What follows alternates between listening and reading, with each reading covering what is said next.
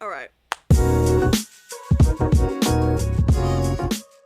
Hello, everyone. Welcome back to our channel. My name is Kiana, And I'm Cheyenne. and we are the Novelty Sisters. We got a Shy, fun how one you today, doing? y'all. Yeah, we do. Let's We're see a what little we can excited. Okay, we're doing a little something different. Stepping away from the books, but not really stepping away from the books. We are going to be talking about The people behind the some books. the people behind the books, the people that write the books. We're Yes. going to be talking about authors today and some of their tragic backstories. Boy, is it. So me and Cheyenne, we did a little research for you guys, looked up some authors that have some interesting lives. And Yes. yeah, we're gonna share those with you guys. This is gonna be real fun Yeah, because I bet you didn't know none of this stuff. or maybe you did. We'll never know. Yeah. Some people like to do their little research about. Yeah. That's very Mhm. true. That's very true.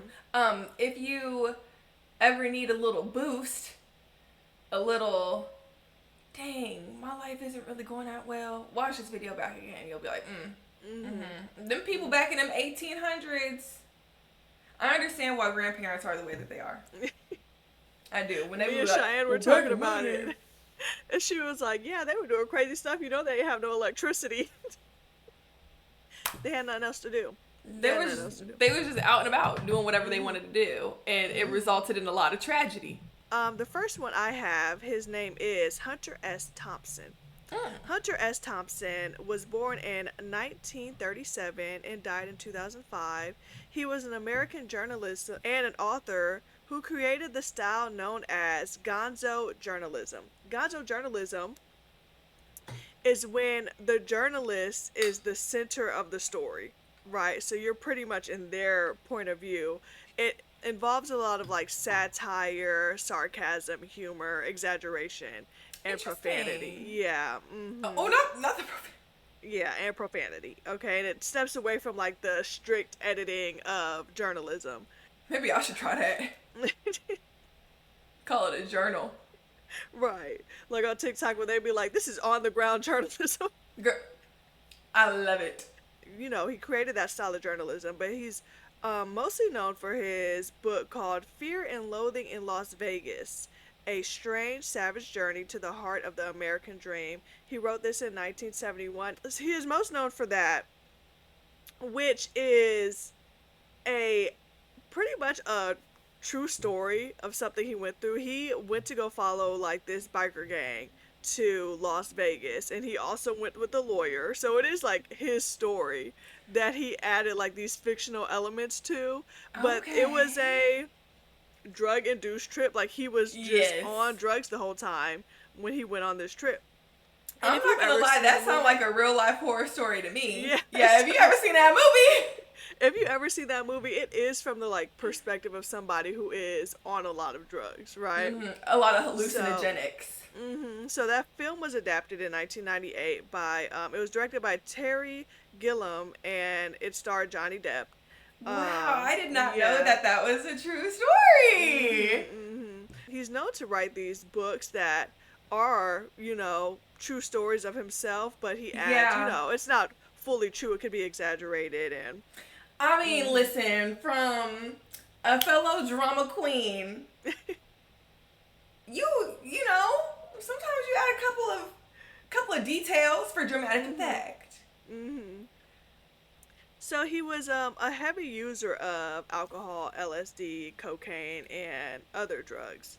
And he was known to work in like bursts of. So he wouldn't like just write all the time. Like people said, he like just would randomly start working at like the oddest hours. So you could imagine like it's 2 a.m. after Sounds going like out, and sounds he's like like, manic episodes. and Sounds he's like like, ooh, mania. I gotta Yeah. write right quick. Sometimes I do that too, but it's either with like skincare or like my hair Yeah, or just I'm random. cleaning. Yeah, just spontaneously. I'll Oh, just I get up want to and be do like, this oh, oh, right oh, quick. Mm-hmm. But you get so much done. Am I bipolar? No, I don't think you're bipolar. I think Okay. that's just a normal thing some people do. I With think like people ADHD. normally, yeah, I think people just normally just randomly Oh. just like, cause I mean I've had random times just like I'm gonna cut my hair today. You know what I'm saying? Okay, where Yeah. it just fits. Maybe it's just Fits of something. girlhood. I don't know about guyhood, but I know about girlhood.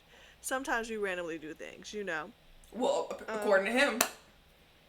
so he made another Fear and Loathing. This one called Fear and Loathing of the campaign trail of '72.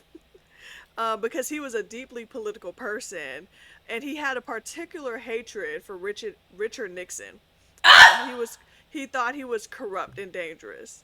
Didn't Um, we all? yeah, so he saw his journalism as a way to like expose hypocrisy and power structures. I need to write his name down.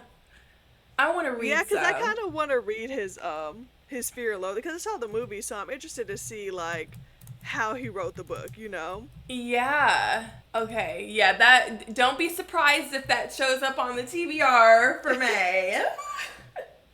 Later in life, he moved to Aspen, Colorado, where he ran for sheriff on the platform of radical reform. So he wanted to legalize drugs, which I think Colorado marijuana is legalized, but maybe it was just more than marijuana he wanted to legalize, and focus on protecting the environment. So, I mean, not too bad. I just think it's funny because he had this like open addiction or like Yeah, open like substance abuse issues to what did you say? Cocaine, alcohol, LSD, yeah, and more. and plus, etc. And then you gonna go run for mayor? For sheriff. For sheriff. And then they said he shaved his head so that he could call his opponent the long haired opponent.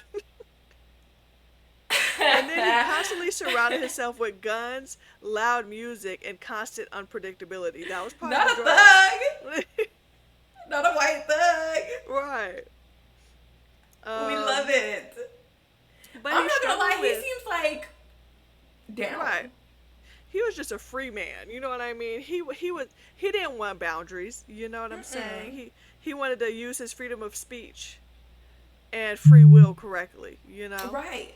Push limits of Um, human existence.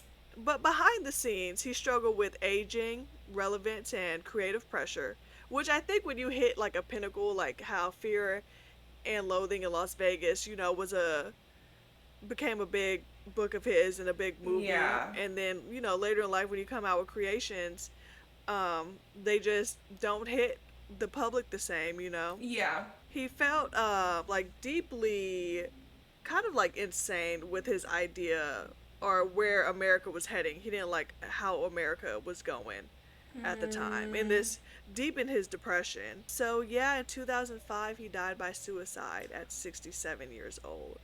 Yes. And I'm going to read you, people think it's a suicide note, some people don't. But I'm going to read you the note that he left that they found. And it was titled, Football Season is Over, right? It says no more games, no more bombs, no more walking, no more fun, no more swimming. 67. That is 17 years past 50. 50. 17 more than I needed or wanted. Boring. I am always bitchy. No fun for anybody. 67. You are getting greedy. Act your old age. Relax. This won't hurt. Was his note left that they found. So to me, it kind of seems like he battled depression for a long time. If he said, 17 years, yeah. yeah, he said 17 years past 50, it's 17 more than I needed or wanted. So, Oh, that's so sad. yeah, I said, according to Thompson's wishes, his funeral was an extravagant affair. His close friend Johnny Depp reportedly spent close to 50, not 50, $5 million on the event, which included Thompson's ashes being shot out of a cannon. Oh, Hmm. into what? Into where? I guess the air. Okay. Hmm. You know, they do say that long term substance use, though, does mess with your body's ability to create happy hormones or like Yeah, neurotransmitters. because it becomes dependent on it, right? Like, Yeah, to create like serotonin, yeah, dopamine, mhm, the tocins. Yeah. Um, so I do think that that's interesting, but what I find incredibly interesting is because I do feel like men battle with that a lot. It's like they yeah, hit a high of their career, and then once it starts to slow down, it's almost like they have nothing left. And it's like, but babe, yeah. if you're Well, 67, you can do cocaine again. we don't know how long he's been addicted to substances as well, you know. So, like you said, That's true. it could have A just been, lifelong thing. mhm. But I just think that it's so interesting that the mind can take you to such a place that you feel like you don't have anything else to live for. Yeah, and you're just like, this is it. I'm Mm-hmm. good here. Mhm. Yeah, because I always think about like the perception of like you don't have like yeah, you don't have anything that's like good. Mhm. You know what I mean? Like No, you I heard don't when walk like people outside and like battle depression and they have the idea of like, okay, I'm gonna commit suicide, that that is a hard thing to take out of their mind, right? Like they plan the day they're gonna die, they want to die. You know, like yeah. I heard the story about like this man who was a single father and like pretty much waited till he completed his mission of life of like sending his daughter to college before he was like, okay, it's time. Like she got sent to college, she's gonna be good. Like I did what I had to do. Now I could finally do it. I have a similar story. Mhm. When I was in high school, R.I.P. Mr. Marquina, he was telling us about how his friend's dad had um, like created such a good life for them that they would be so well off, right? Mhm. He started a business, he passed the business down to his sons, all of Mhm. these things. But he wrote this really, really long note, suicide Mhm. note, that was like, since before you guys were born, and at this point they're like in their 30s, since before you guys were born, I have wanted to kill myself. I have Yeah. wanted to die. But Mhm. I wanted to make sure that like you guys were good. And last weekend, I had my moment where I'm like, my kids are good and Yeah. I can go now. And he just Yeah. was a great father, like gave them fantastic like childhood memory, and it took them by surprise because they were like, there's no way that we Like this didn't know whole that you time, were this yeah. depressed. Like this whole time. This we've known you our whole lives and not one time did we think that this would No. happen. Yeah. Isn't Yeah, it's that crazy? scary. And people are really good at like not suppressing it. But like playing the game, Yeah. Mhm. So, playing the game of life, it yeah. is scary, but yeah, and they tell you to look out for the signs. You know, there that does go into like people that have near death experiences or like die and then come back to life. There are a Mhm. lot of reports that they battle suicidal thoughts because of how Like good it blissful it felt is. to Yeah. die. Yeah. Yeah, like how peaceful it is. Yes. Yeah, mhm. And I was like, like wow. people wake up, like if you bring them back to life, if you resurrect them, like they come back angry.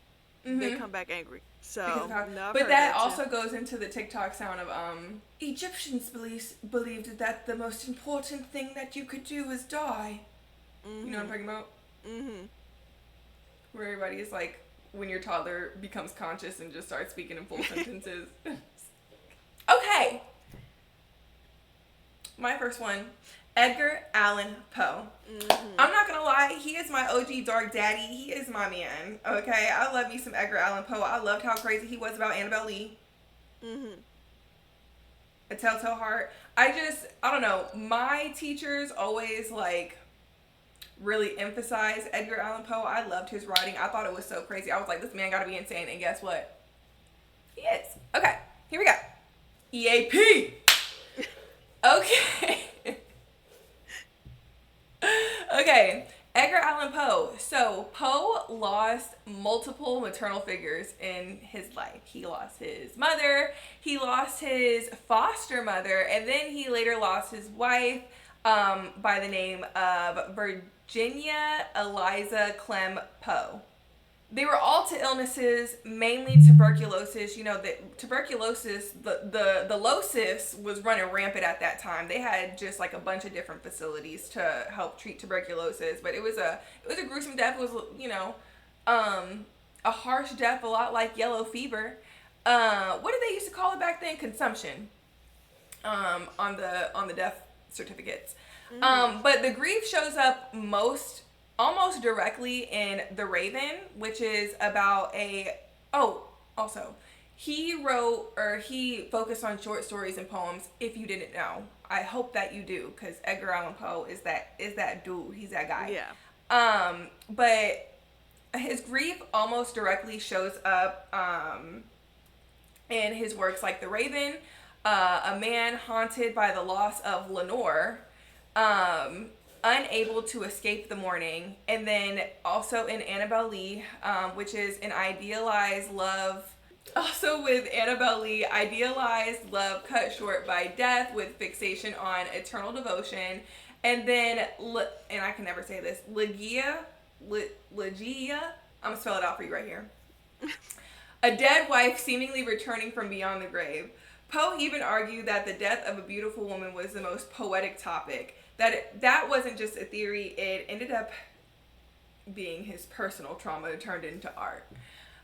He suffered from mental instability, which showed in psychological horror and unreliable minds. Poe struggles with emotional instability and possibly depression fed into his fascination with fractured minds. We see this and this is one of the biggest ones, The Telltale Heart. Oh my gosh, you guys, if you haven't read it, please read The Telltale Heart.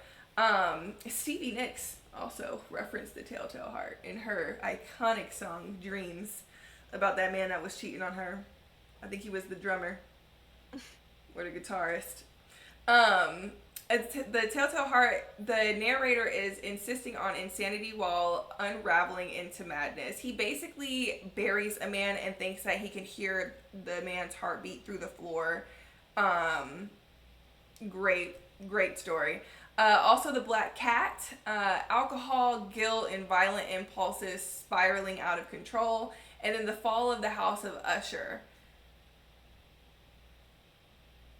Show on Netflix. Mm-hmm. Watch that. Mental decay mirrored in the collapsing of the physical world. These stories didn't just depict madness, they trap you inside of it, the way Poe likely experienced his own inner turmoil. He also had struggles with alcohol, and that showed up with self-destructive themes. Poe had a low tolerance for alcohol, and his drinking episodes often led to chaos in his life. That influence is most obviously in The Black Cat. The narrator directly blames alcohol for his descent into cruelty and murder. It's less subtle here, but this reads almost like a confession wrapped into fiction. He also had a fear of death and premature burial, which is gothic horror obsessions. Premature burial, we grew up around St. Augustine, okay? If you guys don't know where St. Augustine is, it is the oldest city in the United States. It was discovered in like the 1500s. And specifically, there was a very big bout of yellow fever in which the coined the term saved by the bell, because they would bury people prematurely. Like, they would think that they were dead and they weren't actually dead. And so people would try to like claw out of their like coffins and stuff. So what they ended up having to do was put bells on people's hands so that if they did wake up in their casket and they were like, oh my God, I gotta get out, then the graveyard diggers would be able to hear the bell. They would have to have people on standby to just go get them out before they Why died. couldn't they just wait a couple more days to see And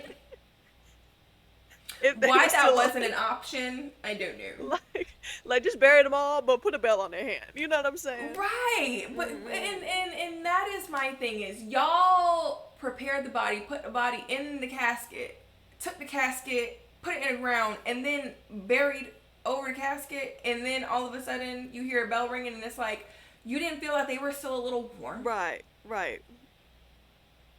Y'all couldn't feel a pulse. You know what I'm Right. saying? So yeah. So that is what they mean by premature burial. Mhm. Um, so in Poe's time, people genuinely feared being buried alive due to medical limitations, and Poe was fixated on that. Premature burial, or the premature burial, is one of his works, which is a direct exploration of that fear. Direct. Okay, it doesn't get any. It might as well be a journal entry. The Fall of the House of Usher is, or has a character in it where the woman is buried alive and she returns. And then another work, Berenice, obsession with death in the physical body. Given how often he watched loved ones slowly die, death was not an abstract concept to him. It was prolonged, intimate, and terrifying. He also had, in his life, he struggled with isolation and poverty, which showed up as themes of loneliness and desperation. Poe lived much of his life feeling like an outsider because he was financially unstable. He was professionally criticized because at the time, like, he's writing about all this stuff and people were like, yeah, this man is crazy. Mhm. And then, fast forward about 200 years, you got some girl with pink hair talking through a microphone talking about that's her dark daddy. The 2000s is a crazy place. Okay. Little did he know he was gonna be loved. He was gonna be my beloved. Mhm. And but he also did suffer with like social isolation. So this does show up again in The Raven. A solitary figure consumed by grief in an empty room. The man lives alone. It's storming. The Raven keeps a knock knock knocking at his window. And then the man of the crowd, which is loneliness, even in a crowd, watching but never really belonging. His characters are often cut from society, mirroring his own sense of alienation. He also had a need for order and control. Birth of detective fiction. I have not gotten into this one. I am interested to read it, but not Mhm. everything that he wrote was purely bleak. Poe also created one of one of literature's first detectives. See Auguste Dupin, The Murders in the Rue Morgue. This analytical, hyper rational character is almost opposite of Poe's chaotic life. It's like he built a world where logic could win, something that he didn't always have in his reality. And then his mysterious death, lasting obsession with the unknown. Did I say lasting? Yeah, lasting obsession with the unknown. Even Poe's own death, found delirious in someone else's clothes, feels like one of his own stories. That ambiguity echoes where truth is slippery. Oh, echoes in works where truth is slippery and never fully explained, like The Telltale Heart, where we're left questioning reality itself. So the big picture is that Poe didn't separate his life from art. He recycled grief, fear, addiction, and the instability into different forms of narratives. Loss was romanticized dead women, instability was unreliable narrators, addiction was self destruction, and isolation was psychological confinement. That's why his stories feel so intense. They're not just imagined horrors, they're emotionally real for him. Yeah, it makes sense how his life at the time kind of fueled his works. You know what I mean? Yes, EAP, So, mhm. RIP. Let that man down, okay? You see that man forehead? Stop. Okay. Who do you have next on So, the list, girl? my next author is Mary Shelley, best known for her work Frankenstein, Mm. which was published in 1818. Mary was born in 1797 in London. 11 days after she was born, her mother died, right after childbirth. But she was raised by a philosopher named, his last name's Godwin. Let me see, William Godwin. He was a radical philosopher and a novelist whose ideas inspired half the country but terrified the other half. With increasing conservatism after the French Revolution, Godwin's popularity slipped and they fell into debt, right? Mm. So here comes her future husband, Percy Shelley, who was very inspired by William Godwin's writings. So William kind of like took him in with the knowledge of Percy being very wealthy, right? Right. But Percy's family first didn't agree with William Godwin's views, but knew how political he was. So they Mm. weren't going to give him any money because they felt like, well, you're just going to waste it on this idea of political justice, right? Right. So Godwin got upset because I guess Percy had promised us some money. And at 16, first of all, Percy was 21, married with one child and a child on the way with his wife Harriet, but fell in love with Mary while Mary was 16. So at 16 and 21, they decided to run away to France. Mm. And how long ago was this? What year was it? I'm not sure what year it was, but it was, if you In the do, 18s. yeah, yeah, in 18, I think it was like 1814 or something like that. Yeah. So just a little over 100 years. So we're talking maybe like two, three generations max, two for real. Mhm. Mhm. That's why these men are still pedophiles. Ran away to France. Mary had a hard time conceiving and keeping her children, right? So she and well, first of all, back to Percy because Percy wasn't shit. I'm sorry you had to deal with him, Mary. I'm really sorry And at because 16. because Mary and Percy decided to bring along Mary's stepsister. I believe her name was Claire. Okay. Brought Claire along, as well as Percy already having a child born while they're together away in France, right? Right. Percy was also messing around with the stepsister.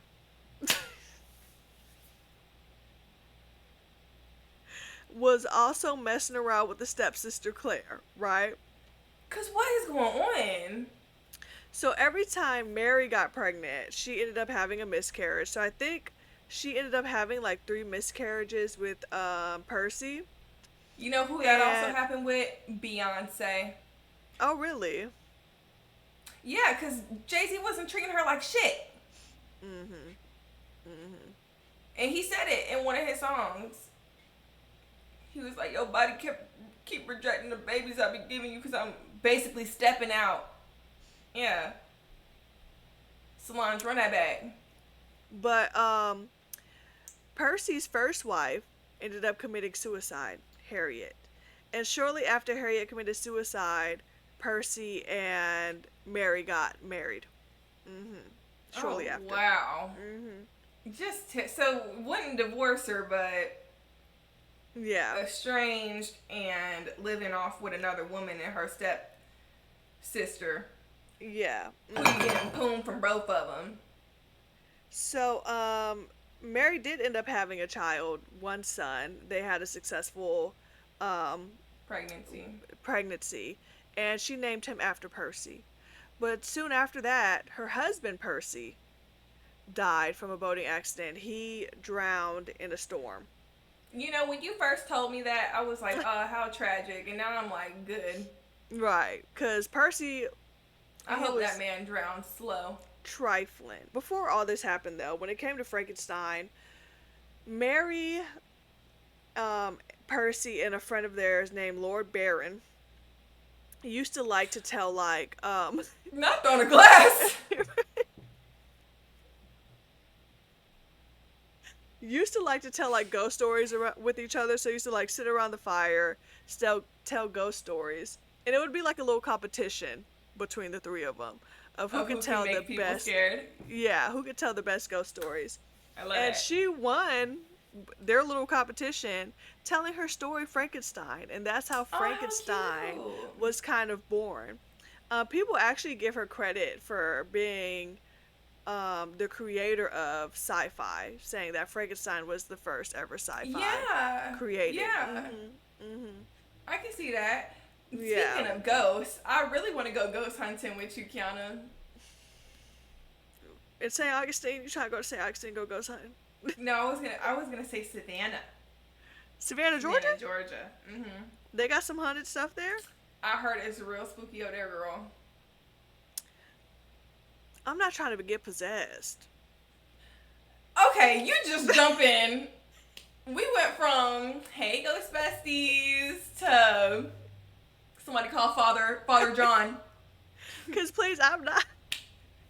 I won't be able to go to Somebody sleep. call. And first of all, Shy, out of everybody, she could not go ghost hunting on because the way this girl would jump into a panic attack, we went on the King Kong ride at Universal, right? And this was what, like 2019, 2000, I don't know, 2018, around that time frame. Yeah, it was like So 2008. we had went, mind you, we got kids around us. It's Universal, right? We're grown adults standing in this King Kong ride. King Kong ain't even a scary ride. But Cheyenne's been on this ride before. So what had happened to her, she just wasn't expecting, right? So you're in line and you're, at Universal, the line is very well, how would you say, interactive, immersive. Yes, it's very Um immersive.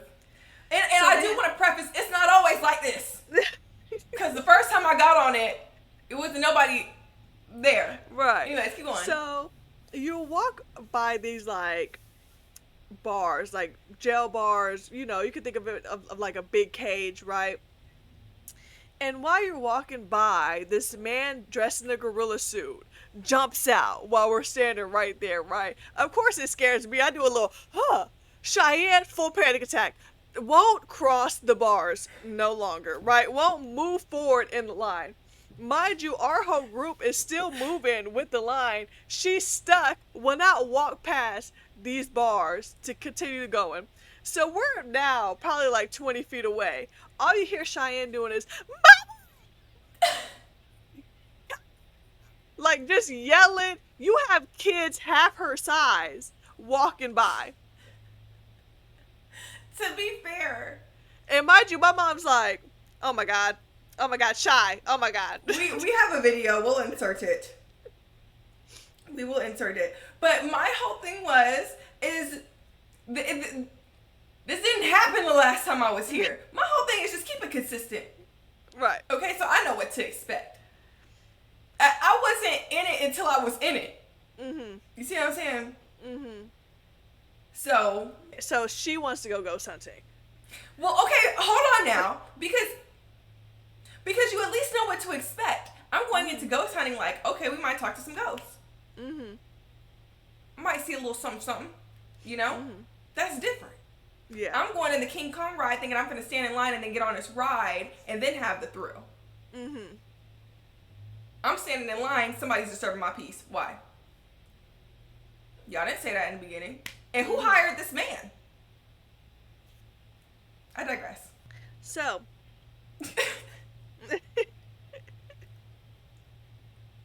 Frankenstein. Frankenstein is, people think it's like a horror film when really there's a lot of meaning into Frankenstein.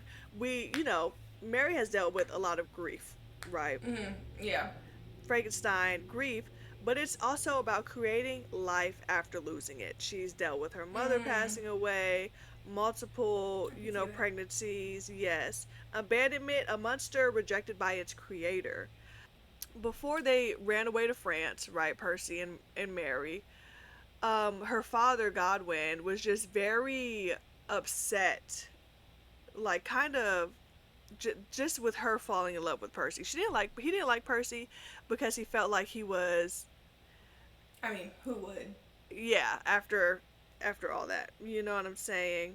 Yeah. But I could also see how that ties into the whole like miscarriage thing too. Yeah. So she's experienced loss multiple times, and she knew what it meant to create something, but to also lose it. Yeah. So after Percy's death, she became a single mother and a widow, in her 20s, so she was really young. Dedicated her life to preserving Percy's literacy legacy because he was also a writer. He tried to write more political things though, and she She continued to was really write. holding that man down. She loved Percy, but Percy wasn't shit. I'm sorry. She was Um, 16. She's probably yeah, groomed. and she continued writing, but nothing hit like Frankenstein did. Um, so yeah, she ended up dying at the age of 53 from a brain tumor. She battled a lot of illness. Later, like about 10 years prior to her passing away, she was battling illness a lot. So, Mm. mhm. R.I.P. She deserved Yeah, better in life. mhm. Yeah, I I hate agree. that for her. So, yeah, very tough life, very tough. But it kind of shows like some of these authors they deal with tragedy in their life, but Yes. it like they're It able to create breeds. so yeah breathe Oh, something great out of it, you know. So yeah. But I guess that is kind of like a trope, like the tortured artist yeah. trope. But Mhm. dang, I just wish that her life would have ended a little bit better. Yeah. R.I.P. Shelley, Mary Right. Shelley. I wish she would have found another person to love. She even But I has a think cutesy name. back then No, did people back then, like remarry after? widows, Yeah. yeah, Mhm. divorce, like though that was a killer for women. Mhm. It makes me understand women's suffrage a little bit more because these men really weren't shit. Right. You picked me up at 16 from my daddy house. My Right. brain isn't even fully He developed got yet. married twice. Yeah. Right. He got married So. twice. Well, but that I guess that's the interesting thing too. That like for me, I can understand where they say like, oh, women or like girls mature quicker than men. For generations they really had to. Like we are only like in the past 100 years just entering into like a stage in society where like women aren't getting married super young to super old men. Like even Yeah. if y'all do a deep dive into the history of like the royalties, the European royal They were young families. because once a girl had her menstrual cycle, they were considered like a woman. They were considered Yeah, they thought like, okay, you're able to have kids now. You know what I'm and it saying? was always like super like old men like in their 30s that were getting married to girls that were only like 13, 14 years old. Yeah. So to Mhm. be put into that role so early and over and To over and have over to have to again. become a mother at the age of 14, 15 years old Yes. and then take care of a household on top of that, Mhm. you know. and It's and just and the man is so much older than you, so it's like of course like if a man isn't expected to like live a domesticated life until 30 and then you're bringing again 12, 13, 14-year-old girls into a domesticated life, then yeah, like naturally over time women are just going to start maturing a yeah. lot quicker than men. Mhm. Bring back the matriarch. Yeah, I think we should be in a matriarchal. Is that am I saying that right? Yes. Mm-hmm. Society. Yeah. Okay. My next girl, Charlotte Gilman Stetson. Charlotte Mhm. Gilman Stetson. Okay. So let me go into a little bit of her backstory first. Charlotte Perkins Gilman is what she was Known as? written under. Yeah. Okay. Stetson, she got Stetson after she got married, but she was a girl's girl. She was a Mhm. girl's girl. She was a sociologist. She was a novelist and a lecturer. But she's most known also for advocating for women's rights. She was born in 1816. She died in 1935. Her father was estranged, so she was raised by like a single mom. But she was Our born girl lived more into than 100 years old. girl 1816 to almost 1935. like that's like 85. Yeah, You that's said like 85. 1860. I thought you said Yeah. 16. I Oh was no, like, oh. 1860. Yeah. Mhm. Oh, that would have been one of them biblical lifetimes. But she was born into a prominent religious family. One of her family friends even was the writer of. Look, he's driving the car again. Where are you going? Um, his He was the author of Uncle Tom's Cabin, Harriet something, Harriet Reacher. I can't remember his full name, but Mm-hmm. yeah. So her mom, single mom, she mentioned that her mom really lacked affection. That she would only show affection to her when she thought that she was asleep, which I thought was really sad. Yeah, that's Um, weird. yeah, isn't that? She was Yeah. a self-proclaimed tomboy. Okay, she wasn't all for the ditzy things, but however, she had to like do it. She was pressured into it. That's just how girls were like raised back then. Mm-hmm. So she only completed 4 years of schooling, which I think is very interesting because she is a highly, highly, highly intellectual woman. But Four that was years of because like college or just like no, school like period? primary schooling. Wow. Primary schooling, but she was Mm-hmm. always super bright, and she would frequent the library. She would teach herself physics, history, and literature. She mentions that she specifically liked to study the history of ancient civilizations. Thought that that was interesting too. Like, girl, what are your theories? So Mm-hmm. that was her upbringing. Her dad, even though he was estranged, he would very often, they would write letters back and forth that he would give her recommendations for like books to read about the sciences and all of those things. Where her most famous work comes from is a short story called The Yellow Wallpaper. It was technically Mm-hmm. written during like the literary like Gothic time, so she is considered to be in the same like writing style or like writing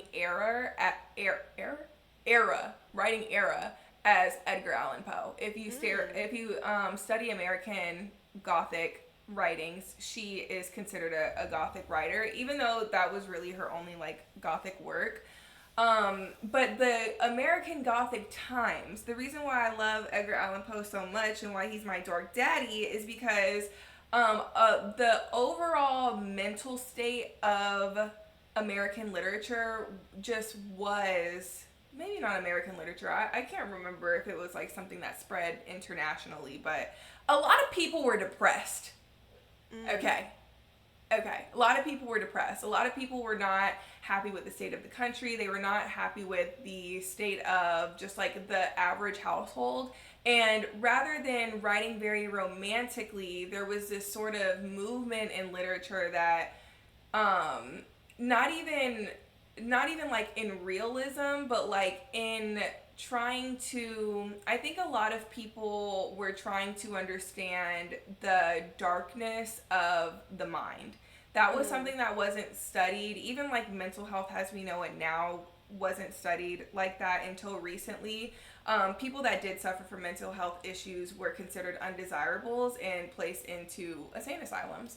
So Mm. there was this creative movement, even like with Mary Shelley's Frankenstein, where people just wanted to explore the depths of human suffering, and put that into creative works. So this comes with her because she ended up she had one child with her husband, okay? Mm. And after she gave birth, after the birth of her only daughter, she did develop severe postpartum depression, which now we would understand that as, or we would recognize it more like as a serious mental health condition. But back then, it was seen more so as like you need to live a more domesticated life then, or like you're overstimulating yourself, or like a mother that's doing entirely too much, right? Mm. Or a mother that doesn't like motherhood, or is like you're trying to reject motherhood. It was seen more Mm. so as that. So instead of support, she was prescribed something that is now very infamous by Dr. Silas Wire Mitchell. And like I said, she came from a prominent family, so she had access to famous doctors like Dr. Wire Mitchell. And he directly prescribed her the rest cure. The rest cure is essentially bed rest, but prolonged and just it's crazy. So it's between 6 and 8 weeks, but sometimes it went over that. You were instructed to overeat, so whoever was like serving you meals, you had to have a lot of beef, like a lot of very fatty foods, so that you weren't losing weight in your postpartum depression, that you were still like maintaining a healthy weight. There was no creative activity. You couldn't paint, you couldn't write, you couldn't read even. You were even instructed to not like sit up or like roll over without the help of somebody else. Like Oh, essentially hell doing, nah. yes. And sensory deprivation, so like low lighting, no noise, and minimal social interaction, and you were entirely dependent or had this total dependence on a male authority figure, which at the time was her husband. So this, she did end up listening to it and she did take the advice. Um, but it caused her to spiral even more, and she took the advice for, there's different reports. Some say 2 months, some say 3 months. The only like consensus that I could come to is a few months she took this advice. So she was in this like solitary confinement, but she ended up spiraling into just a complete emotional breakdown with thoughts of suicide, which her husband was documenting on behalf of her in like journal entries. But like I said, the whole point of this was to re-domesticate the woman and to spend as much time as she could with her child and to live under the total authority of her husband. Which allowed her or inspired her to write the Yellow Wallpaper. The Yellow Wallpaper is a story about a woman in a very similar, I mean, it mirrors her experience directly. Um, there's a trend going on TikTok that's like, does it really matter if the curtains are blue?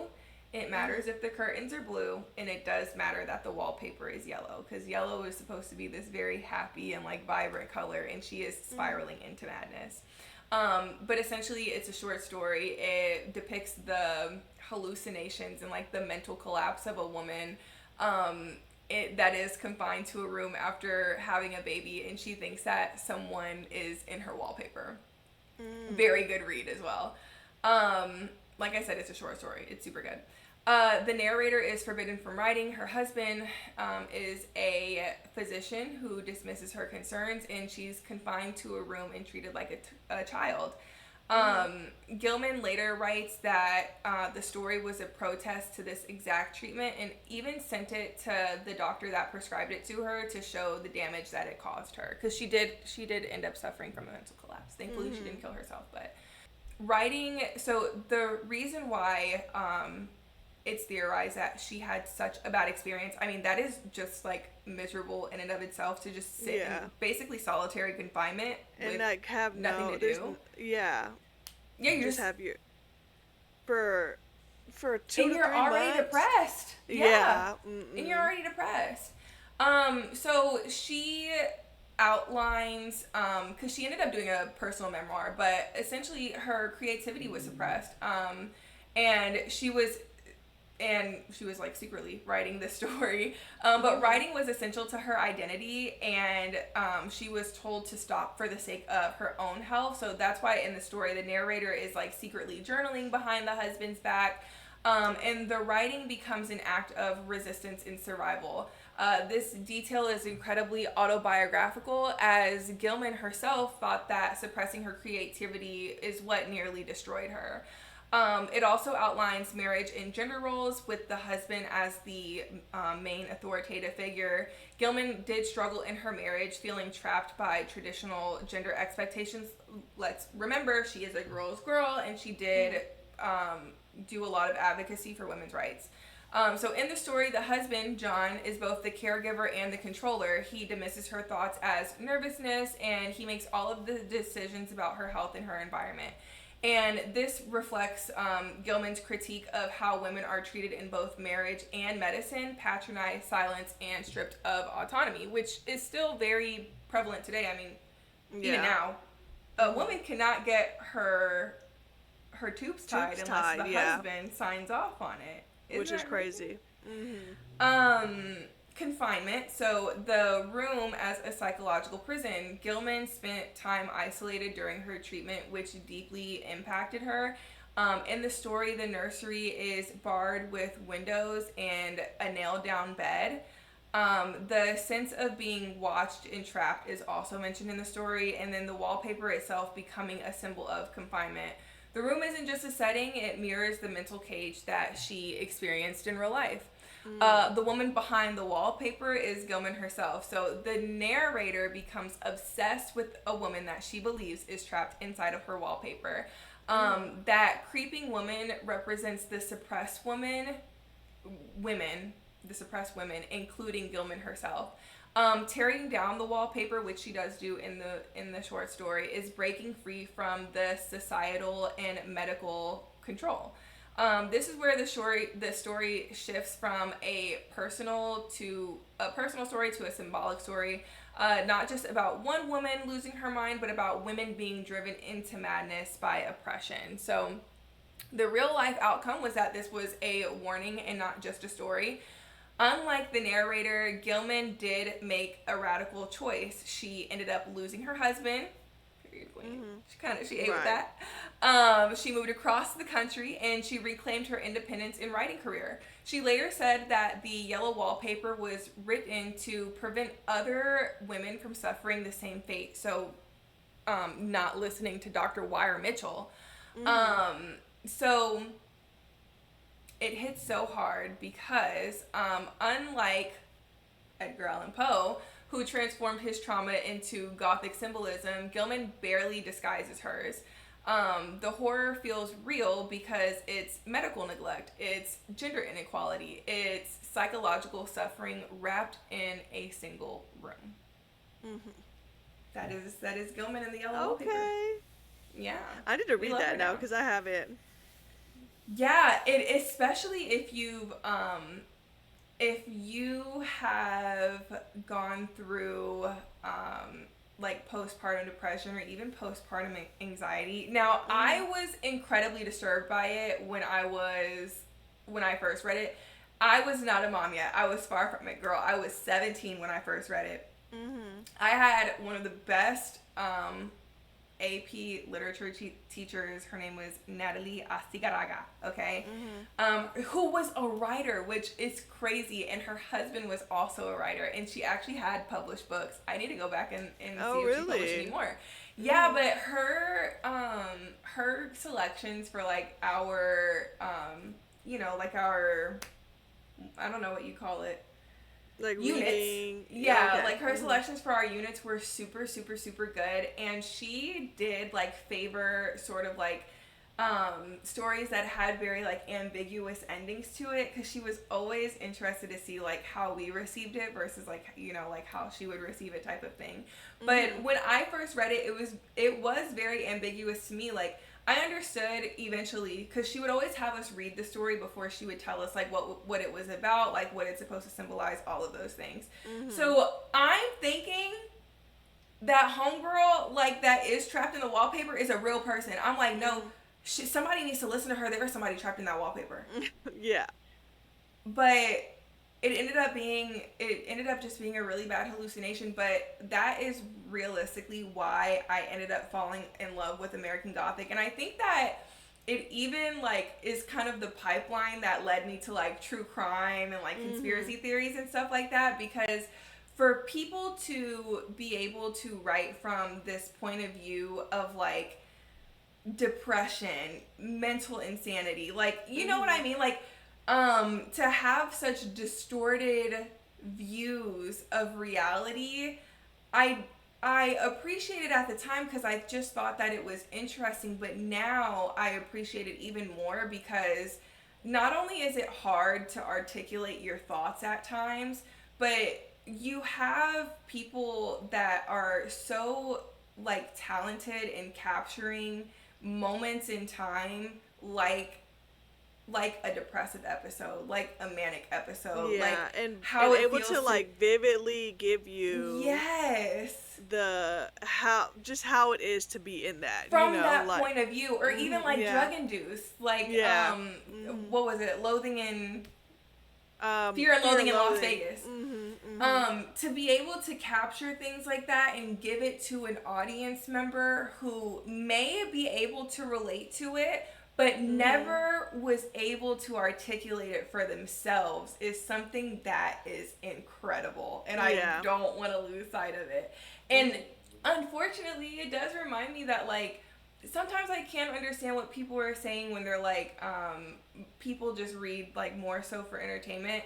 Now, I love reading for entertainment, but I also know where to go if I want to read just like exceptional works like that are really Mm-hmm. gonna like hit me to my core or like Yeah. change my perspective on things. Mm-hmm. But that is specifically a genre. These are artists, or I guess not artists, well, artists in their own right, but these are authors that do bring that back to the forefront.